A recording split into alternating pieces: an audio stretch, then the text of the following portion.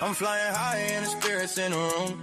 Waking up the ACIM, breaking out the tune. Can't let the ego run the show. Let it judge and let it shout. Why the light has found out what we choose to live without. Yesterday I was blind, but today I'm seeing clear. If you ain't about brother, then you moving out of fear. You saying he your enemy and he deserve the pain, but that energy you putting out is coming back again.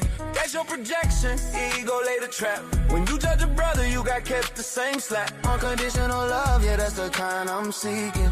I see the Christ in you and I'm loving what I'm seeing. That's your projection, the ego lays a trap. When you judge, you're gonna catch the same slap. Unconditional love, yeah, that's the kind I'm seeking. I see the Christ in you and I'm loving what I'm seeing. Yeah.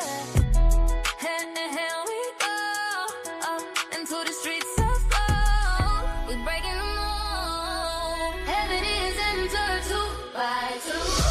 Heaven is entered 2 by 2. The kingdom is the one in front of you. Forgiveness lights the way. Return the truth. Heaven is entered 2 by 2. Yeah, me and you, yeah, 2 by 2. Heaven is entered 2 by 2. Sin ain't even real, it's just a lack of the light. A glitch inside the software, a blur in your sight. The only judge is Jah, the only power, yeah, that's true. You ain't no second God, what can your judgment even do? Unforgiveness is a poison that you're drinking for a foe. Swallowing the bitterness and drinking it hold. If you see a world of sinners, you gon' feel that in your bones. But see them as your brothers, then you never on your own. Every thought you think reflect the universe you see. If perception is creation, then forgiveness sets you free. We go together hand in hand up into the promised land, when we hold no offense to one another. We are in the kingdom with our sisters and brothers, 2 by 2, yeah. Heaven is entered 2 by 2, yeah. Hand in hand we go into the streets of gold. We go together hand in hand up into the promised land. We go together hand in hand up into the promised land. We go together hand in hand up into the promised land. When we hold no offense to one another, we in the kingdom with our sisters and brothers, 2 by 2, yeah. Heaven is the love we feel for each other, 2 by 2. Heaven is entered 2 by 2. The kingdom is the one in front of you. Forgiveness lights the way. Return the truth. Heaven is entered 2 by 2. Yeah, me and you, yeah, 2 by 2. Heaven is entered 2 by 2. Yeah, me and you, yeah, 2 by 2. Yeah, heaven is the love we feel for each other. 2 by 2, yeah, we in the kingdom together. 2 by 2, yeah, we in the kingdom together. 2 by 2, yeah, heaven is the love we feel for each other. Heaven is into 2 by 2. The kingdom is the one in front of you. Forgiveness lights the way. 2 by 2.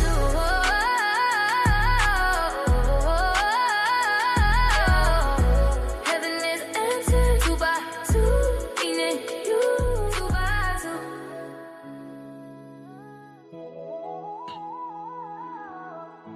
Heaven is entered 2 by 2. Yeah, me and you, yeah, 2 by 2. All right. Good morning, everybody. Welcome back to LTC, Taste of LTC, day number 4. Can you believe this is our second to last day in 2025? What is going on? They go so fast. Aaron, that music, I'm telling you, and it's always in the feed like, what's the music? What's the music? You're so good. I want to, like, for those who registered for LTC, I'm going to make sure Aaron makes us a playlist as a bonus. Like, it's so good. Well, that was, in fact, an ACIM song created just for this event the last 2 days, almost nonstop. Wow. So you're welcome. It's so good. I mean, seriously, everyone in the feed, what is that? What is that?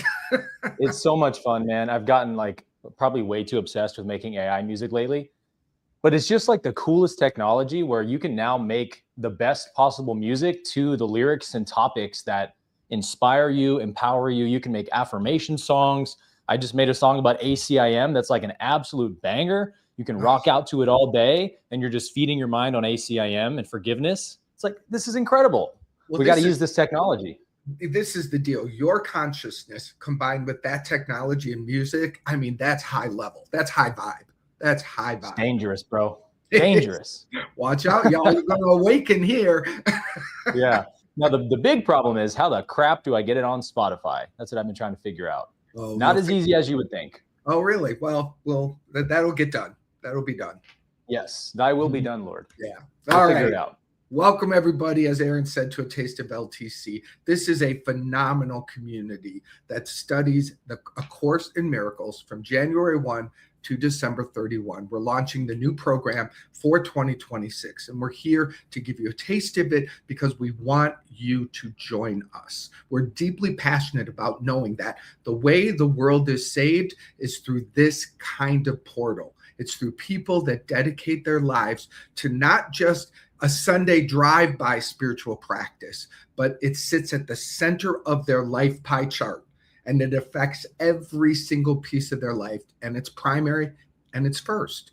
Those are the people that will absolutely bring the new consciousness that the world is needing. Aaron and I have both been so profoundly blessed by this book. Each of us, if I may speak for you, Aaron, both of us have had our lives opened and transformed and expanded in such amazing ways. My understanding of who Jesus is, who God is, what forgiveness is, and how it actually can work and transform you. It's all in this book, and it's all waiting for you here at LTC. Boom. Dude, sign me up. Let's go. Aaron's paying himself. Now, I mean, if I could add anything to that, I would say, you know, when I started studying ACIM 10 years ago, and I'm reading things like the song we just listened to, I snagged a line right out of ACIM, right? Heaven is entered 2 by 2. And I would read that and study this material and just think, gosh, I hope this is true. Like, I really hope what this book is saying is the real deal, because I just want freedom from suffering so bad. And that's how I started the journey. And now, like, even making this song, writing the lyrics, listening to it, when I read ACIM, like, I just get tears come to my eyes frequently because I'm reading it now with absolutely no wonder if it's true, but only this beautiful heart confirmation of, this is the highest truth that there is. I experienced this truth in my life. Amen. Heaven really is entered 2 by 2. The kingdom really is the one right in front of you. Forgiveness really is the way we return to truth. And when you experience that for yourself, it gives you a taste of this book that you can only get through lived experience, right? And that's what we try to do in LTC, is like, we want to transfer this embodiment of these teachings and principles, which admittedly are not easy to digest at first. No. And does require some study, some hand-holding, but man, there's just nothing more worth your time than doing this. And so we're going to do this today with lesson 167, which is, there is one life, and that I share with God. And we chose this lesson because this is another one of the key core concepts of ACIM that really help to retrain your mind and get you into that Christ consciousness where you understand there is no death. There's only eternal life. God is life. There's no death in God. Therefore, there's no death in me. So death is an illusion of the mind. And the ego uses this illusion that, hey, you're a time-bound entity, you're going to die, to basically run your entire life from the shadows. And so ACIM helps to set us free from that in this lesson today. So yes, we would absolutely love you to join us next year in 2026, every single morning, doing this work together exactly as we're doing it now. And again, we have a 30-day money-back guarantee for you guys, in addition to year-long payment plans. But you can try out LTC for 30 days and just see if by, day 29, if you don't already feel a transformation taking place in your consciousness, I would be very shocked and surprised. But with that being said, Mark, let's go ahead and do some centering to get present, and then we'll dive into the lesson for today. Yeah, perfect. Wonderful. So if it's possible for you, because we're giving you a taste of how we roll, we begin with centering. If it's possible for you to close your eyes, joining me in taking your attention off of the external world, that allows us to breathe ourselves to that inner world. Breathing in deeply. Exhaling, feeling the body relax and let go. Another nice slow inhale through the nose.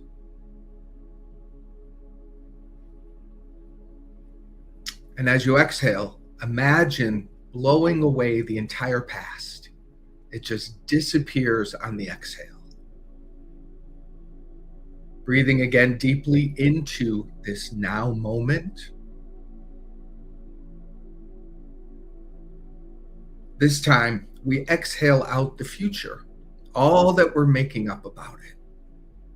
The only place to access the life of God is in this holy instant, right here, right now. So having released the past, having let go of the future, be here now and use your breath to locate yourself more deeply anchored in this holy instant.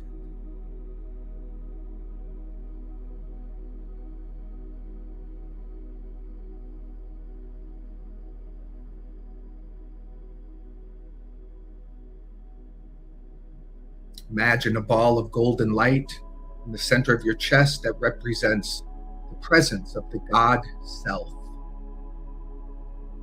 Breathing into this life, breathing into this light. Imagine that it begins to spread. It fills the heart. It spreads through the body. God's light, fill my body. God's light, take over my heart. Extending beyond the edges of the body, God's light, fill my mind. Extending further and further out, God's light, fill my relationships. Extending further and further, God's light, fill my world. Just for a moment, imagine this golden light, the light of God that you are, extending further and further out into the entire universe. God's light, fill my universe until that is all that there is. And I am that. Breathe that in. I am the light and the love of God. Deep breath. Pulling all of that light right back into your heart, taking a moment, if it's possible, to place your hand on your heart, sealing it there. We share this light, and this is the light that is the foundation upon which we meet. This is the light that brings to each one of us the appointed miracles that are here for us today. We say yes to this. And so it is. Opening your eyes when you're ready.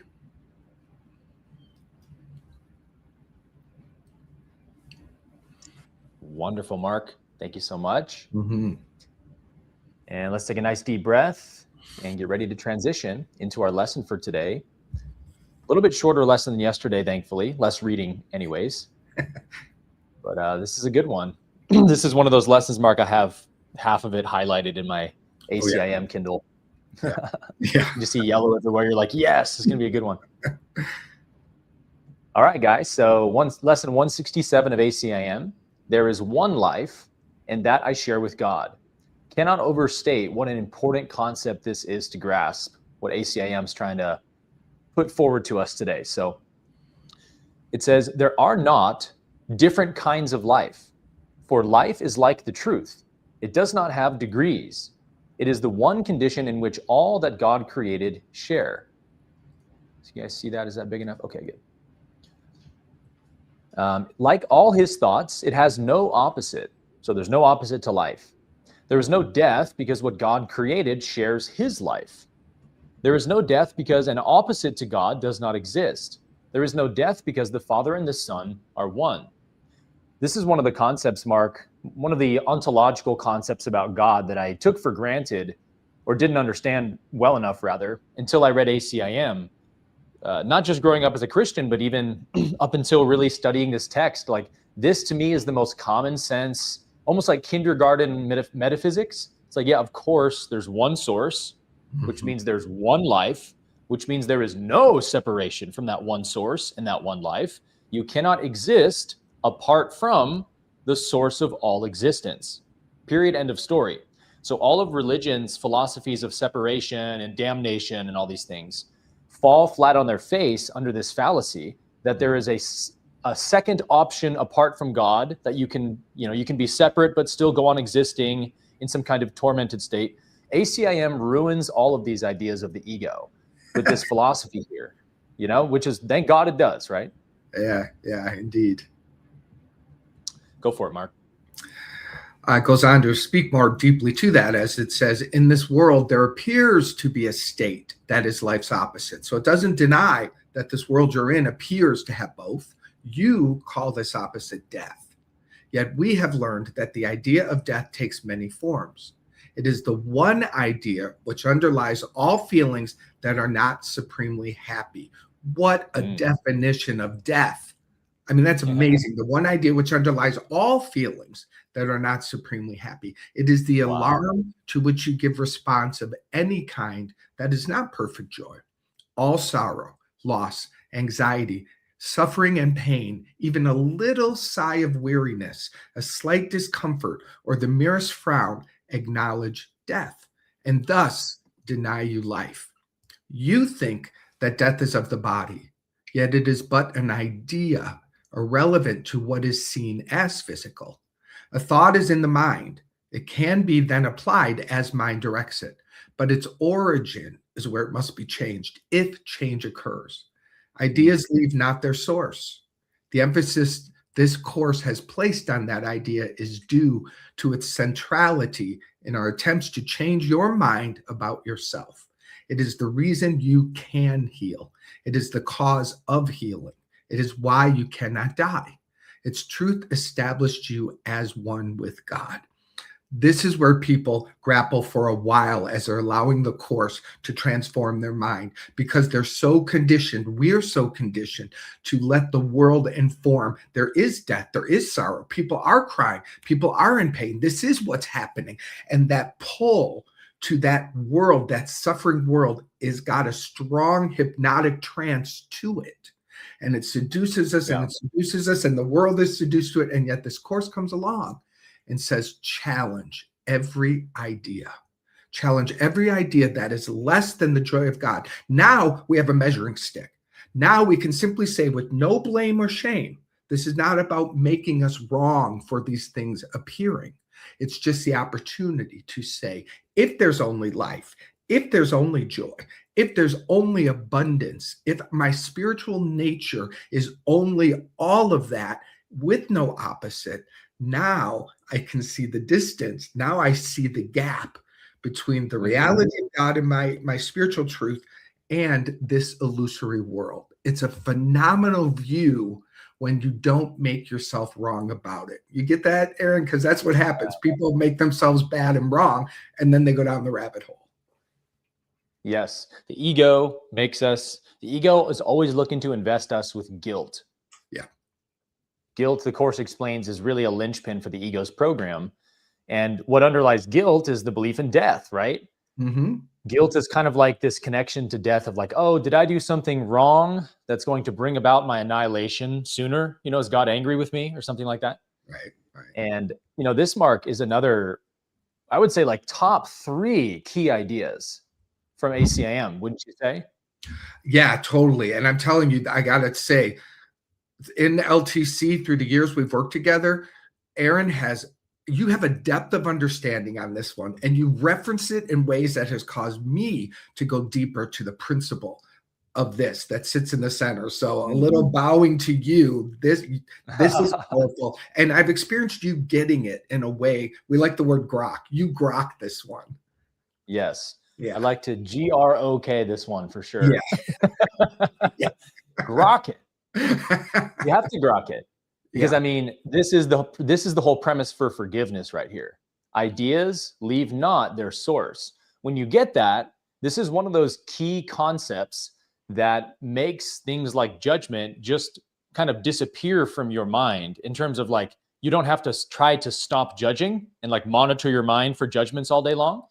You just kind of lose the ability to judge because you perceive judgmental thoughts like a hot potato in your hands. And so if someone threw a hot potato in your hands, would you have to sit there and think about how hot it is, and maybe I should get rid of this potato. You wouldn't, right? You'd react instinctively and toss that sucker out of your hands because it's burning you. Well, when you're aware of just how much judgmental thoughts burn you, ideas leave not their source. It's like, hey, who's the one holding the angry judgmental thought in their brain? You are, right? Just like I apologize, I have the freaking lyrics to the song still rolling through my head, but he says, unforgiveness is a poison that you're drinking for a foe while you're swallowing that bitterness, drinking it whole, something like that. It's exactly what it is, right? You're drinking poison, you're swallowing bitterness and hoping that it affects them in some way. And the course is like, hey, sweetheart, you know that ideas don't leave their source, right? It's not like when you think a judgmental thought, it just plops out of your brain all of a sudden and into their brain and starts affecting them. But this is the silly idea ego paints for us, is that our judgmental thoughts accomplish some sort of good for us. And the course helps us to see that there is no goodness accomplished through judgment. All it can do is bring about more suffering. So moving on to paragraph 4, it says, death is the thought that you are separate from your creator. Isn't that the truth? It is the belief conditions change. That's God's conditions, basically, right? Yeah. Emotions alternate because of causes you cannot control, you did not make, and you can never change. So you're a victim to life and reality is what it's saying here. This is what death says to us. It is the fixed belief ideas can leave their source and take on qualities the source does not contain, becoming different from their own origin, apart from it in kind as well as distance, time, and form.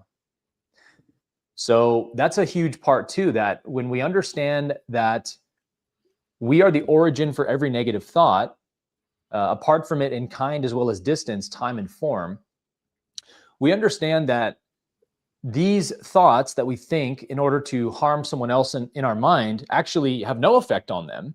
Mm-hmm. And a lot of times people don't even know that we're judging them. Most of the time people aren't even aware of it. So we're literally like in a corner punching ourselves in the face or something, mentally, thinking that we're harming someone. When you start to see this, forgiveness becomes the most obvious thing in the world because you're like, oh, I just don't want to hurt myself. So I refuse to do further harm to myself by holding these angry thoughts. So if the worst thing in the world happened to you, under that recognition, you would have no less difficulty forgiving it because forgiveness is the same logical premise every single time. It's, look, God is in control. God is the justice bringer in this universe. I need do nothing to bring about justice. And all this angry thought can do is harm me, right? So I'm not going to hold on to it. Then it says, death cannot come from life. Ideas remain united to their source. They can extend all that their source contains. In that, they can go far beyond themselves, but they cannot give birth to what was never given them. As they are made, so will their making be. As they were born, so will they then give birth. And where they come from, there they will return. That's a huge one. And where they come from, they will return. So even if your judgmental thoughts right now don't appear to be haunting you or bothering you, don't worry, they will at some point, is what the Course is saying. Go for it, Mark. I want to add real quickly, simply saying, think about this as a boomerang. It's just the perfect way to think about it. You think you're throwing something out and it boomerangs right back at you. That's how I think about it. It will stop you from spreading or thinking you're spreading all this darkness. All right, reading on. Perfect analogy. The mind can think it sleeps, but that is all. It cannot change what is its waking state. It cannot make a body nor abide within a body. That's interesting, isn't it? What is alien to the mind does not exist, because it has no source. For mind creates all things that are and cannot give them attributes it lacks, nor change its own eternal mindful state. It cannot make the physical. What seems to die is but the sign of mind asleep. This is like the core of A Course in Miracles that, again, takes some people a while to really, really understand, but it is absolute true freedom. True freedom. What is alien to the life of God does not exist. Love cannot know hate. Abundance cannot know lack. Wholeness and vitality cannot know sickness. And so over and over, the Course brings us back. Identify with the abundance of your being. Identify with the life of your being. Identify with the eternal aspect of who you are, and watch those transitory experiences that that have no real source to them disappear. Again, I want to add one more thing here, simply that I like to think about it this way. What is real, capital R, comes from God, and it is eternal, and it cannot be extinguished forevermore. What is not real is anything that comes and goes, anything that rises up into experience and disappears. That are all your thoughts of fear, all your experiences of fear, and even ultimately the body itself. So anything that falls into that category, that's how I think about it. And it makes it simple, to think about it. I want the eternal life of God. And in fact, that's what you are. You are the real eternal life of God. Oh, so well said, man. I'm glad you brought that up, because I saw a comment yesterday where somebody said, hey, when you gave those definitions for what real means, when we use the term real or reality, they were like, wow, that was so helpful. So I thought it just bears repeating. When we use the term real, like Mark just said, it's real refers to a certain set of criteria, right? Mm-hmm. Real doesn't just mean, well, I experienced it.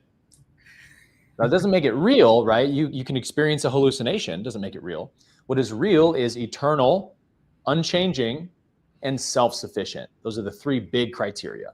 Self-sufficient meaning it doesn't depend on something outside of itself to derive its own existence. Like a shadow, right? A shadow depends on sunlight, an object, a flat surface. It's not real. It's an illusion. There's nothing actually there. It appears to be there, and you look at it and you can point to it, but when you try to grab it, find it, prove its existence in any way, it's not there. That's what the ego's illusions are like. They feel real. You experience them like they're real. Yep. When you grasp for them, you grab nothing but air, because they are not dependent upon themselves. They're not eternal, and they're always in a state of change, a state of flux, right? Our thoughts, our stories, our feelings, they're always changing. So the Course says that's not where we should find the foundation for our house to build, as Jesus said. That's the house built on sand, thoughts, feelings, projections, stories. Don't build your house there. Build it on the rock of eternal truth. What is eternal, unchanging, and self-sufficient. Let's go, baby. We're having church. We are preaching. We are preaching today. All right. Are we at the opposite of life? Yes. That paragraph. All right, I'll read a few more. The opposite of life can only be another form of life. As such, it can be reconciled with what created it, because it is not opposite in truth. Its form may change. It may appear to be what it's not. Yet mind is mind, awake or asleep. It is not its opposite in anything created, nor in what it seems to make when it believes it sleeps. So the mind is creating a dream or creating reality, capital R. The mind remains the same. God creates only mind awake. He does not sleep, and his creations cannot share what he gives not, nor make conditions which he does not share with them. The thought of death is not the opposite to thought of life. That's a powerful underline, everybody. Forever unopposed by opposites of any kind. The thought of God remains forever changeless, with the power to extend forever changelessly, but yet within themselves, for they are everywhere. I'll pass to you. Wow, it's so good, man. Yeah. It makes me think about like the philosophy of life, or the philosophy of death. When people discuss death as being something real, our whole world is run by the belief that death is real. And everybody is running away from it, trying to delay it, and so on and so forth. And when it happens to someone that you love, it's just seen as the most devastating possible travesty. It's seen as like something good has been eternally annihilated and lost, And so people weep and mourn, and that's very much appropriate for the human experience at some level. But I'm telling you, there's a dimension of freedom in God where you can just know all life is eternal. It is impossible that life can be wiped out of existence, because all life comes from God, the one source of life, and God cannot be diminished or annihilated or wiped out. So all life, just like every thought, comes from your mind and returns to your mind, as the Course said. All life comes from God and returns to God. So my question to like the skeptical atheist, nihilistic thinker would be, can you see the life force that's animating, the consciousness that animates the person in front of you or an animal or something? See, no, I can't see the life. I just see the form it animates, right? I see the body, I see the animal form or whatever, but the actual consciousness, the aliveness, I don't see that. I would say, okay, then what proof do you have that that invisible, intangible thing you don't see anyways is wiped out with the physical body? I don't think that logic follows, right? If we don't have any proof of the life force energy being visible, how do we know it becomes annihilated? So the Course asks us these kinds of questions and gets us thinking in new ways, which start to circumvent some of the ego's thoughts. And you know what also is really important, Aaron, real quickly, is this is the grand illusion that much of the Christian faith will not let go of. Jesus died. Jesus died for your sins. Jesus died on the cross. And this Course in Miracles debunks that whole idea, which is a big rock to have blown up in your consciousness. And Jesus says himself, I did not die. I could not die. It's not possible because I am not the body. This was his point. You can't kill me. This is not, he knew this so to the core of his being that he walked that path gracefully. He walked that path in forgiveness and in love because he knew it was his path to walk for his freedom. But that's really key because inherent in the Christian faith for many, this is guilt. This is where the guilt resides. He died for my sins. And it's challenging to release, Aaron, the idea that no, he didn't. Yeah, no one can pay for the sins of another person. Nope. The Bible says this, A Course in Miracles alludes to this. It's like the thoughts, the sinful thoughts and ideas in your mind, they don't leave, my friend. They stay in their source, in their origin. So you've got to deal with them at the level of their origin. Yeah. The Course is always getting us to look away from the realm of effects, which is the ego's domain, thoughts, projections.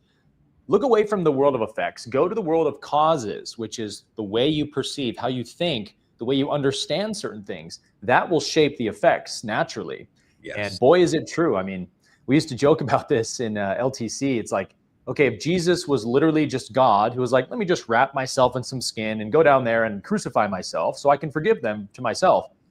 It's like, then he obviously didn't die because he resurrected, I think it's like 36 hours, according to the biblical narrative. Crucified Friday night, resurrects early Sunday morning. That's like 36 hours at best. Mm-hmm. And it's like, so God just gave up a weekend.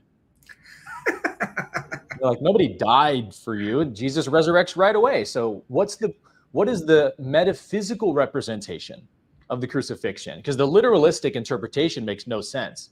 Right. Metaphysically, Jesus shows us what we all have to go through on the cross, nailing your ego to the cross of love, to the cross of forgiveness, and forgiving those who harm you while it happens. This is true Christ consciousness. And when you die to the self, to the ego self, you resurrect to the Christ nature. This is exactly what the Course teaches us. Exactly. That by offering freedom, you are made free and you become the Christ in your world. You now become the source of that love and that presence of God, which we always used to outsource to Jesus. Oh, he's so one with God. And all the while, Jesus is like, and so are you. Claim it, own it. Don't just keep looking to me and idolizing me, Yeah, yeah. So paragraph 9, I think this is our second to last. Okay, fourth to last paragraph. Yeah, yeah. What seems to be the opposite of life is merely sleeping. That's a cool line. It is. So death is merely sleeping. When the mind elects to be what it is not and to assume an alien power which it does not have, a foreign state it cannot enter, or a false condition not within its source, it merely seems to go to sleep a while. It dreams of time, an interval in which what seems to happen never has occurred. The changes wrought are substanceless, and all events are nowhere. When the mind awakes, it but continues as it always was. There's a line somewhere in the Course I love, Mark, that says, the true rest comes from waking, not from sleeping. Yeah. And wow, what a great paradoxical, turnaround there. True rest is waking, not sleeping. In fact, this idea of death being a sleeping state, meaning there is no actual annihilation state. There's just a kind of sleeping state for the soul, is actually original to Semitic beliefs. And Jesus references this a number of times. And even in the Hebrew Gospel of Matthew, the oldest gospel account we have, just some fragments of it, there's a resurrection occurrence in the Hebrew Gospel where Jesus appears to his brother James, and his brother had taken a vow to fast while he was crucified to help resurrect his brother back to life. And Jesus hands James a loaf of bread and says, "Eat thy bread, brother, for the Son of Man has arisen from among those who sleep." So he doesn't say who are dead, but among those who sleep. So even the Course is reflecting this idea that life can't have an opposite. And so therefore, what is the opposite of life is actually just being ignorant of life, being asleep spiritually. Totally. Let us today be children of the truth and not deny our holy heritage. Our life is not as we imagine it. Who changes life because he shuts his eyes, or makes himself what he is not because he sleeps, and sees in dreams an opposite to what he is? We will not ask for death in any form today, nor will we let imagined opposites to life abide even an instant where the thought of life eternal has been set by God himself. Beautiful. You can finish these last two, Mark. His holy home we strive to keep today as he established it, and wills it be forever and forever. He is Lord of what we think today. He is law. Lord is metaphysically means law. He is law of what we think today. And in his thoughts, which have no opposite, we understand there is one life, and that we share with him, with all creation, with their thoughts as well, whom he created in the unity of life that cannot separate in death and leave the source of life from where it came. Remember, idea does not leave its source. God is the idea of life. It does not leave, cannot change. It does not leave its source, and you are in that. We share one life because we have one source, a source from which perfection comes to us, remaining always in the holy minds which he created perfect. As we were, so are we now and will forever be.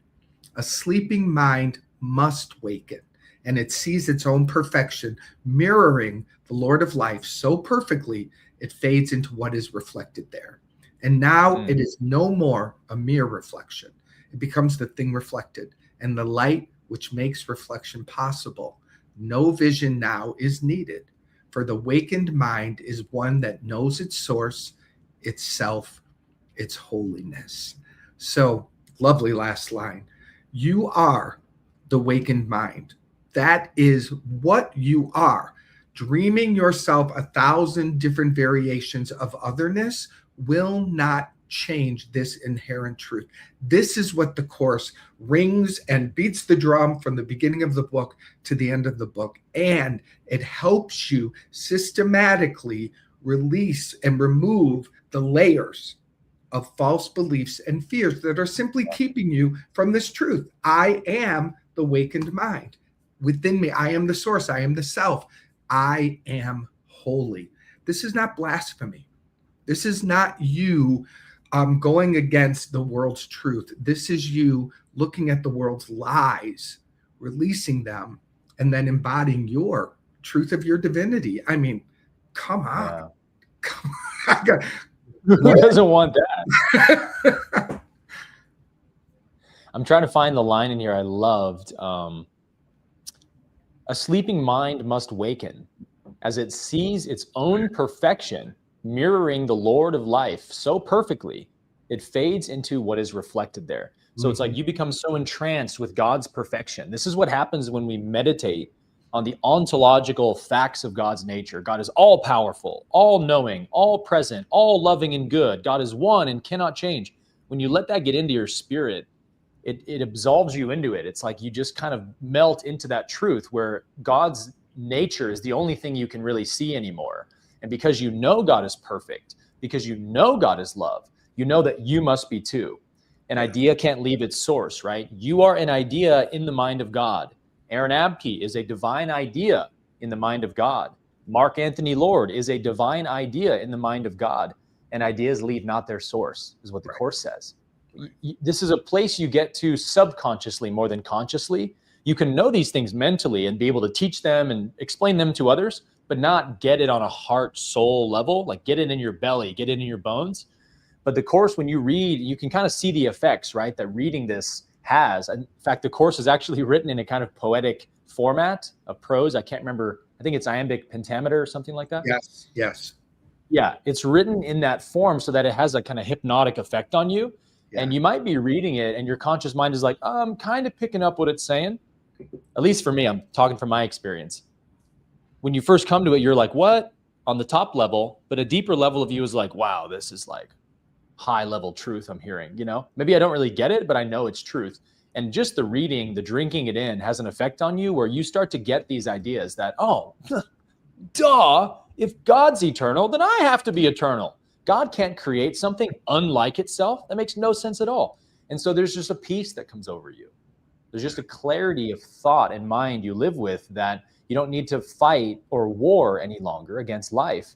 You've accepted the kingdom of heaven that God has created, that, look, I'm already a perfect being walking in a perfect universe, but it's a level of awareness it requires to see that. I can't make it so, it just is so. But are you aware of it is the question. Mm-hmm, mm-hmm. And are you willing to, as you notice the ways you're seeing the world that appear to be separate, are you willing there to take the breath and then remember there's one life and that I share with God?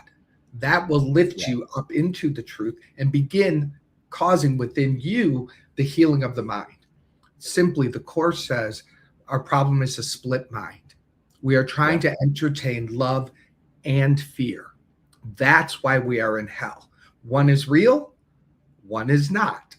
Fear is an illusion, and as soon as you stop giving it your attention, as soon as you stop feeding it, it will disappear. You have known that in your own life. Think about the child who's afraid of the monster in the closet. The child that's very convinced and very emotionally activated by the idea that there's a monster in their closet. And what does a loving parent do? They open the closet door, they shine the light, and they help the child discover that there's nothing there. As soon as the child accepts this truth, falls asleep easily back to its own peace. That's what the Course does. It is, man. And this is why Jesus said to enter the kingdom, you have to become like a little child. I have memories of this, Mark, when I would have little, nighttime scare episodes when I was 5 or something. When I was 15, I'm just kidding.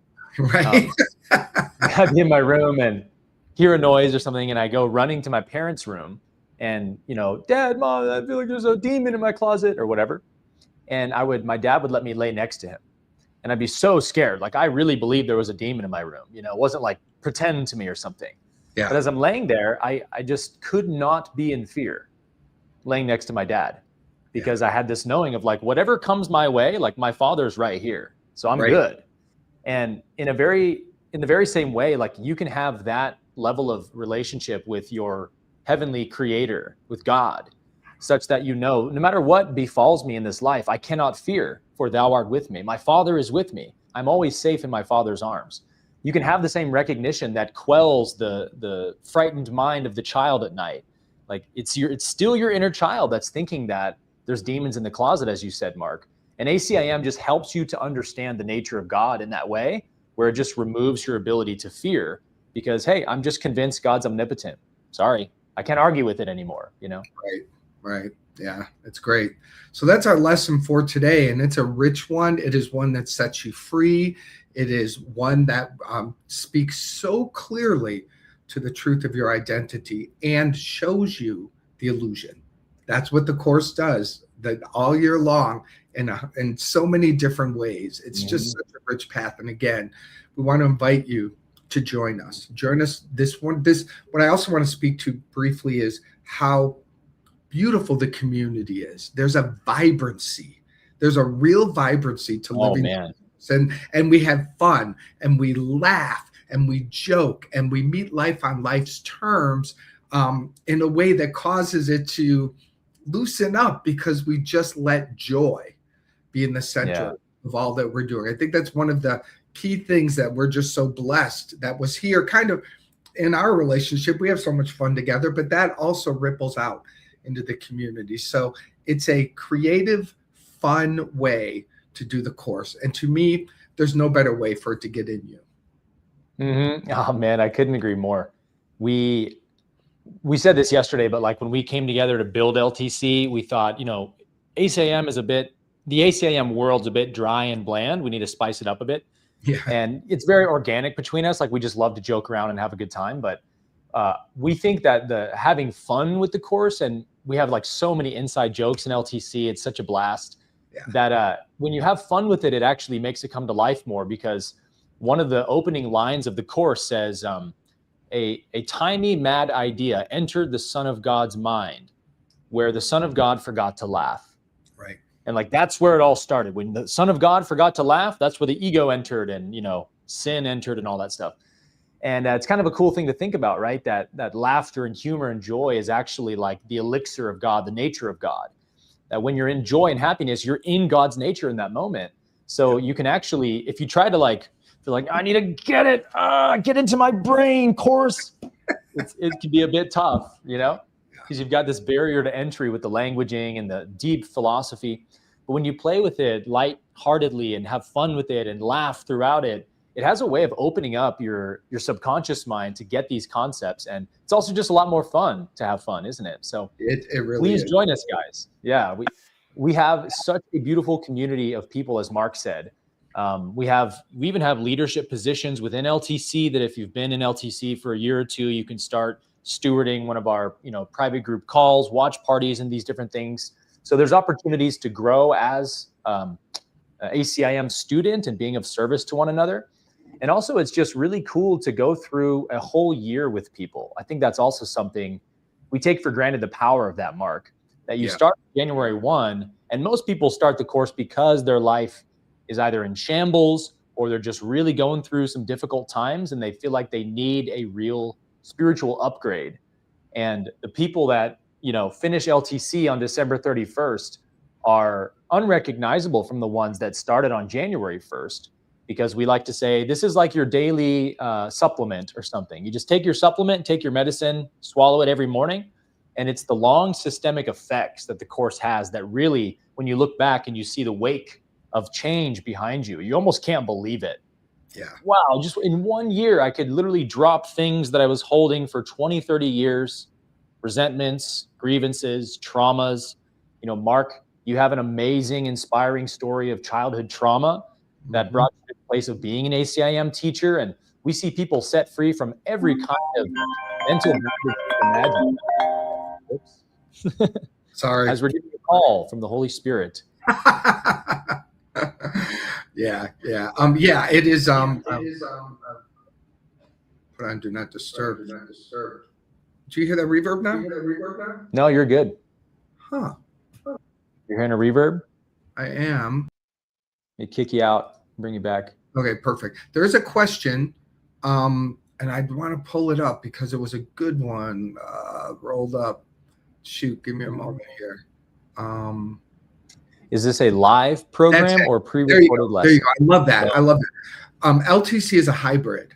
Aaron and I have spent 4 years recording the lessons, the workbook, the manual for teachers, as well as, by the way, over 30 master classes that take the key principles like Father, like Son, like Christ, the atonement, taking these concepts and breaking them down. So there's a lot of content, more probably than you can consume in the year, but that's a good problem.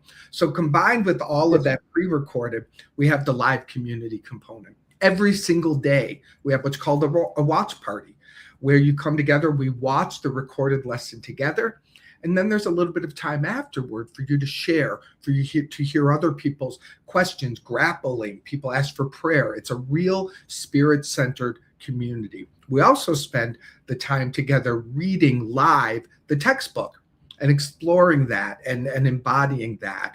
And then, as Aaron mentioned, there's also groups, little affinity groups, a men's group, a women's group, people that want to come together who walk a similar identity and path this lifetime, sharing and bringing the course to the center of that.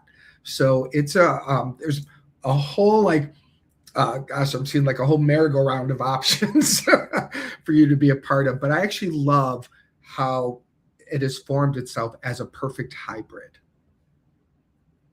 Yeah, when you said there's almost too much content to consume in 1 year, I would agree, actually. I think it's probably impossible that you could consume all the content because, again, it's every single day.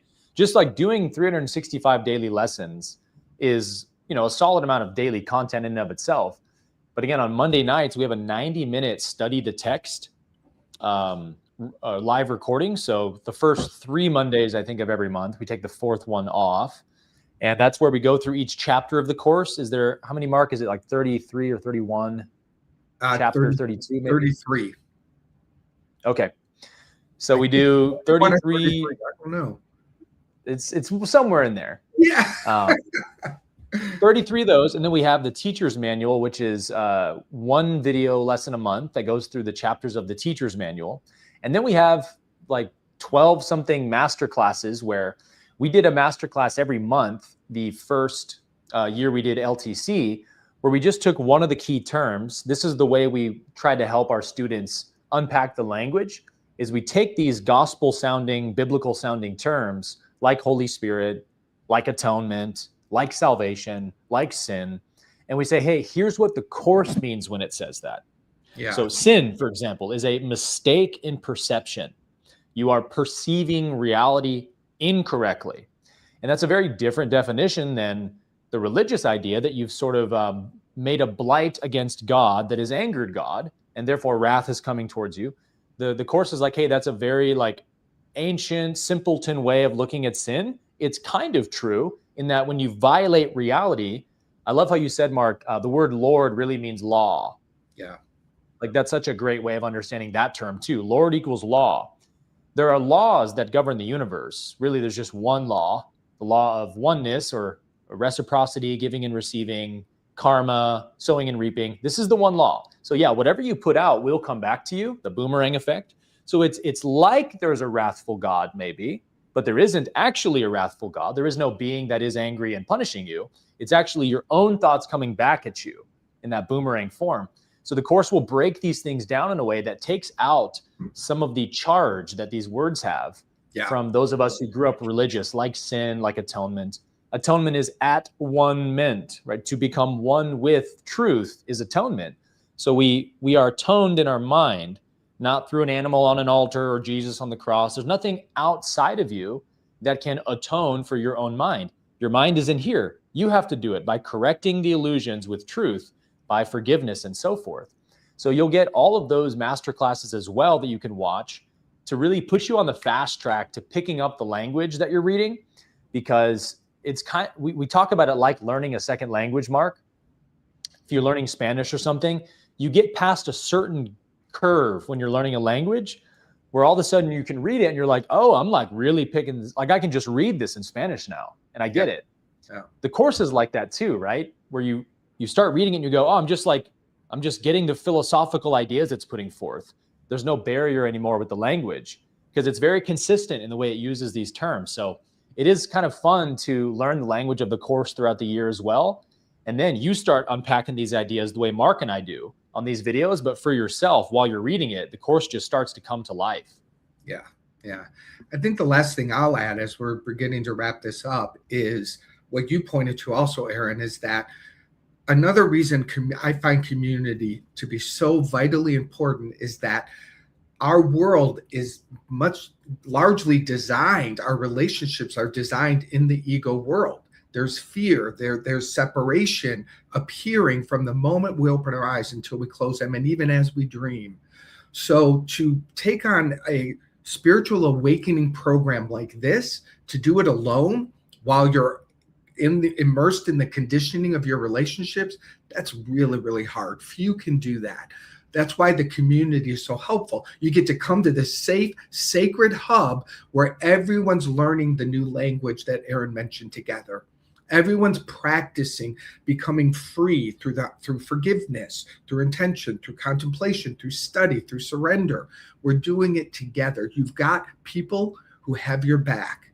and they know the truth for you so that you can begin living that truth more quickly and easily. That's what this community offers. If you want to go it alone and you know you're meant to do it, there are those that can, but this is the fast track. And as we mentioned earlier, it's fun, it's loving, you're seen, you're supported. When you do hit a breakdown that feels overwhelming, people are just smiling their love at you and lifting you up. It's glorious.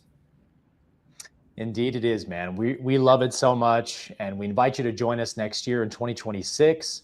You can click the link below to learn more. Again, we have a 30-day money-back guarantee, because we like to put the ball in your court. Say, hey, like, let us know if this is aligned for you or not, because if it's not, no problem.